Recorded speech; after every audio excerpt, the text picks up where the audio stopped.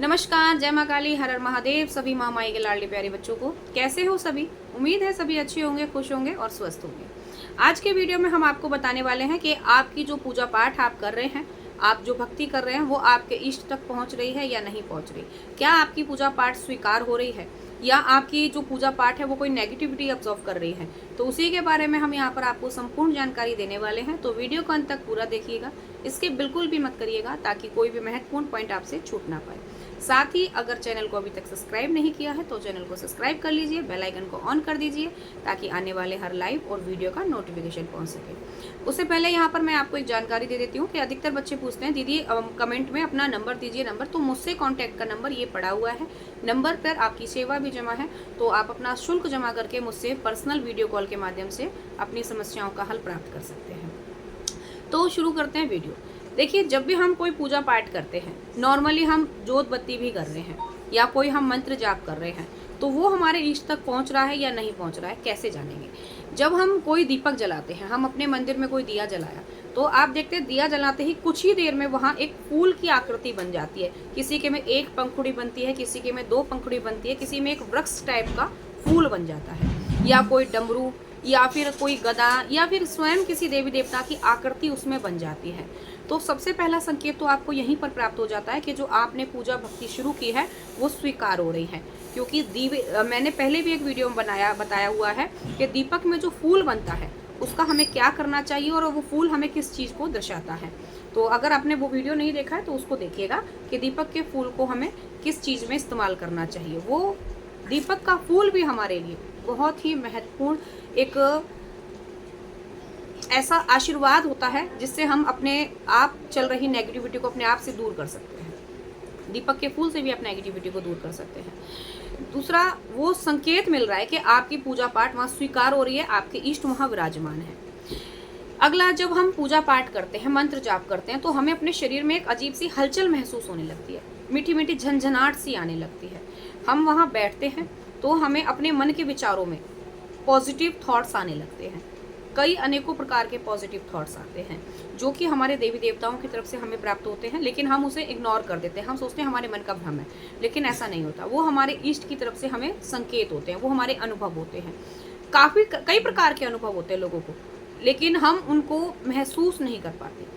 जैसा कि किसी को आने वाली चीज़ों के बारे में पहले से एहसास होने वाला है, या फिर कोई उनके जीवन में समस्याएं चल रही हैं, तो वो चीज़ें उनको मन के भाव से उत्पन्न होती हैं कि इस चीज़ में आपको समाधान मिलेगा, आप टेंशन ना लें, इसमें आपको हल मिलेगा। आप अपने आप को ही समझाने लगते हैं वहाँ बैठ करके। तो वो समझाना आपका नहीं है, वो आपके इष्ट की तरफ से संकेत है।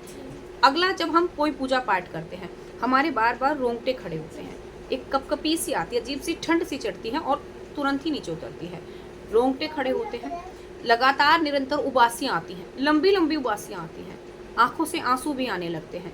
ये हमारा और हमारे इष्ट का जो मिलाप होता है, जो हमारा भाव उनसे जुड़ रहा है, ये उसके संकेत होते हैं कि इष्ट हमारी पूजा स्वीकार कर रहे हैं, हमारे भाव उनसे जुड़े हैं और वो इस आंसू की जो उबासी के दौरान आंसू हमारी आंखों से झलक रहे हैं उसके दौरान बह रहे हैं। हमारे मन में जो मलिनताएं चल रही हैं वो नष्ट हो रही हैं। कई बार जैसे हम पूजा पाठ करते हैं तो हम एक पूजा करने के दौरान वहाँ से हटने का मन नहीं करता। लगता है हमारी, जैसे हमने संकल्प ले रखा है कि हमें 5 माला, 7 माला या 11 माला मंत्र जाप करना है। आपकी 5, 7, 11 माला जाप हो चुकी, लेकिन उसके बाद भी मन करता है अभी हम और बैठें यहाँ और पूजा पाठ करें, अपने इष्ट से निरंतर बात करते रहें। मन ही मन हमारा अंदर से मन मुस्कुराता है उनको देख करके, अंदर से एक अजीब सी खुशी महसूस होती है। वो इस चीज़ को दर्शाती है कि आप जो वहाँ बैठकर भक्ति आराधना कर रहे हैं वो उनको स्वीकार हो रही है, वो खुश हैं आपकी पूजा भक्ति से, क्योंकि आपके मन की खुशी उनकी खुशी दर्शाती है। तो इस चीज़ को इग्नोर ना करें बिल्कुल भी। जब आपको ऐसे संकेत मिलते हैं तो वो आपकी पूजा पाठ स्वीकार होने के संकेत हैं, आप पर कृपा दृष्टि पड़ रही है उस चीज़ के संकेत हैं।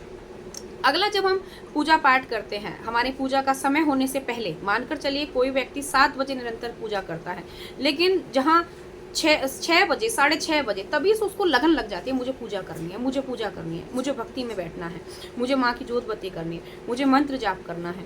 तो एक संकेत ये भी होता है कि वो आपको खींच रहे हैं अपनी ओर और वो आपकी पूजा भक्ति स्वीकार करते हैं। आपका जो मंत्र जाप है वो उन तक पहुँच रहा है, इसीलिए आपका अंदर से मन एक उत्साहिता में आता है कि कि हमें पूजा भक्ति करनी है, हमें वहाँ बैठना है, हमें निरंतर जाप करना है। ये भी एक प्रकार का संकेत होता है कि आपकी पूजा भक्ति वहाँ पहुँच रही है। दूसरा, जब आपका मन ना लगे पूजा पाठ में, जब आपका मन ना लगे पूजा पाठ में, मन विचलित हो जाए, बेचैनी सी होने लगे, घबराहट हो वहाँ बैठ कर के, चिड़चिड़ापन आए पूजा में बैठकर, तो वहाँ आपके इष्ट नहीं है, वो आपकी पूजा भक्ति स्वीकार नहीं हो रही है, मन में गलत गलत विचार आ रहे हैं, मलिनताएं आ रही हैं, तो वहाँ इष्ट की मौजूदगी नहीं है और आपकी जो पूजा भक्ति है वो कोई नेगेटिविटी ऑब्जर्व कर रही है। आपकी पूजा भक्ति के आपके ऊपर कोई असर नहीं हो रहा है। आप वहाँ बैठ कर के बेचैन और होने लगते हैं, शरीर घबराने लगता है, अंदर से घबराहट सी महसूस होती है, चक्कर आने लगता है। तो ये चीज़ें आपके पास होने वाली नेगेटिविटी को दर्शाता है। तो अगर इस प्रकार के आपके साथ सिम्टम हो रहे हैं तो समझ जाइए कि आपके साथ भी नेगेटिविटी है। और अगर जो मैंने पहले बोला है कि उस प्रकार के संकेत आपके साथ हो रहे हैं, खुशी मिल रही है पूजा पाठ में, फूल बन रहे हैं निरंतर, एक उत्साह अंदर से जागृत होता है पूजा भक्ति में बैठने का, तो पूजा भक्ति स्वीकार हो रही है। साथ ही साथ पूजा भक्ति के दौरान आपको स्वप्न के माध्यम से, मन के विचारधाराओं से अलग अलग मंदिरों, तीर्थ स्थलों पर जाने का मन करता है। अलग अलग तीर्थ स्थल सपने में दिखते हैं, यमुना जी, पानी, गंगा जी जैसे जो शुद्ध गंगा जी होती हैं उनके दर्शन आपको होने लगते हैं।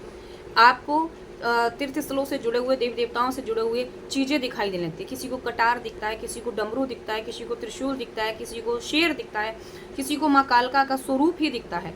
लेकिन ऐसा नहीं है कि माँ खुद अपने स्वरूप में आई है, किसी और के जरिए माँ रानी आपको दर्शन दे रही है। कई बार लोग कुछ सजा धजा जैसे माँ की भक्ति कर रहे हैं तो 16 श्रृंगार में सजे धजे किसी औरत को देखते हैं तो वो डर जाते हैं कहीं नेगेटिव तो नहीं। इस प्रकार से सजे धजे लाल रंग में, पीले रंग में यदि आपके पास में कोई महिला दिखाई दे रही है सपने में बार बार, तो वो स्वयं आपकी माँ भगवती हैं जो आपको इस प्रकार से सपने के माध्यम से दर्शन देने के लिए आए। तो घबराना बिल्कुल भी नहीं है, निरंतर पूजा पाठ भक्ति करिए। और छोटा सा अंत में मैं यही कहूँगी कि जब भी हम कोई पूजा भक्ति करते हैं और वो सच्चे हृदय से करते हैं, अंतरात्मा से करते हैं, तो वो वहाँ तक पहुँचती है और वो स्वीकार करते हैं। कुछ चीज़ें ऐसी हो सकती है कि मेरे यहाँ बताए हुए अनुसार आपको नेगेटिव की ओर खींच ले जाएंगी। तो देखिए, कई बार वो सिम्टम भी हमारे अलग होते हैं। हमारे साथ जो नेगेटिविटी चल रही है वो उस पूजा भक्ति के दौरान उसको घबराहट होती है, बेचैनी होती है, तो वो वहाँ से दूर हो रही है, उसका खिंचाव हो रहा है। तब भी हमें इन चीज़ों के अनुभव होते हैं कि हमें घबराहट, बेचैनी, मन ना लगना पूजा में, उखड़ा उखड़ा सा हो जाना, गुस्सा आ जाना, ये उस नेगेटिविटी के आकर्षण और उसको दिक्कत होने के संकेत मिलते हैं।